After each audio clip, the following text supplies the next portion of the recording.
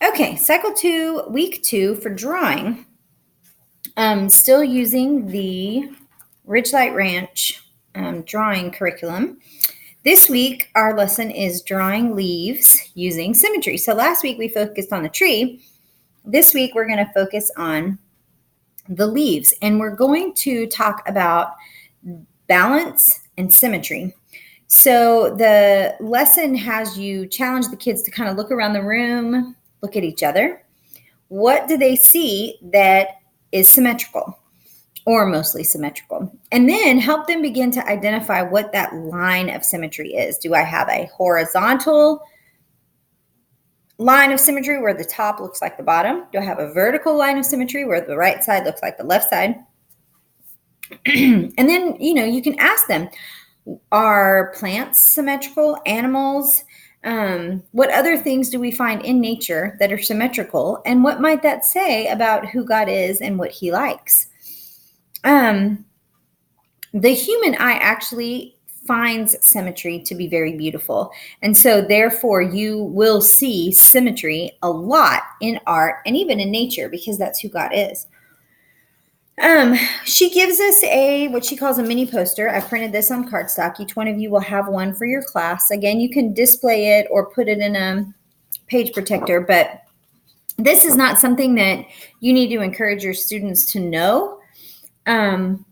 But just it's important to know that they exist. There are principles of design, and one of them is balance. And that's the one that we're going to be talking about today. So, when we begin this lesson and we're kind of talking about balance and symmetry, we are going to think about, you can have the kids that were in CC last year, see if anyone can remember from cycle 1, week 10, what are some leaf shapes? Some leaf shapes are linear, oval, lobed, cleft, scale-like, needle-like. I think that's all of them. I can't remember. But you can have them quiz it. You can pull it up from your foundation guide as well. And then have them review the elements of shape that we introduced last week. So review what those oils shapes are. And when scientists look at plants, they can characterize it by how big it is, what shape it is, what kind of bark it is, what color it is, the flowers, the fruit, the leaves. But we can narrow down what the plant is by just looking at some basic characteristics of its leaf. And that's what we're going to kind of incorporate into our drawing today. So she has listed that the leaves are needle-like, scale-like, parallel veined or pad-like, and broad-leaved. And she's got some illustrations in here, so I'll show those to you in just a second. But she says if we are looking at broad-leaved plants, we describe the leaves as either simple or compound. And each one of your students, a pair, so I have one of these for each pair of your students, will have simple leaves and compound leaves. And so you can see the simple leaves each just have one blade, but the compound leaves have several leaflets, and typically the leaflets are symmetrical. You can see how they're symmetrical here. Then she says, look at how the leaves are arranged and how many leaves grow out of each node. The node is the little bump that attaches the leaf onto the stem. So again, I have one of these for each pair of students, but you can see how the leaves are arranged. Alternate, we've got leaves that are growing out of each individual node, and the leaves alternate growing on the left and right hand side of the stem. Opposite, we've got 2 leaves that grow out of each node, and they're opposite each other, and this gives a symmetrical appearance. And then we have whorled, W-H-I-R-L-E-D, whorled, and 3 or more leaves grow out of each node. And sometimes the leaves are symmetrical, and sometimes they are asymmetrical. And then lastly, you want to look at the individual leaf itself. What is its shape? Is the leaf shape symmetrical? What is the shape of the base of the leaf? What is the shape of the apex? What is the shape? What does the margin or the outside, the outline edge of the leaf look like? And she has included in here the parts of a leaf. So as you're talking through these, you can help your kiddos see what the different pieces are. There's the node. Here's the stem. There's the base of the leaf, the margin. There's the apex, which is the tip. So this will be helpful as you're going through and asking them to look at those different parts of a leaf and are they symmetrical or are they not? She also has a list of vocabulary words. Again, it's not super important that your kids, memorize these, but it is nice to help them understand that those words are here. And then she goes into what their actual assignment is going to be. So this week, what they're going to do is they're going to be looking at the simple and compound leaf examples and the leaf arrangement examples. So those were the first two sheets that I showed you, and I have one for each pair of students. And then you ask, are all the leaves symmetrical? No. The oak and the mulberry leaves are not symmetrical. Those are asymmetrical. The American elm, where's the American elm tree? I don't see it. Maybe it's on the second page. Yes, here we go. The American elm tree has an asymmetrical base. So see how at the base of the leaf, it doesn't, it's like the leaf kind of starts earlier on the stem on one side than it does on the other. So that's called an asymmetrical base.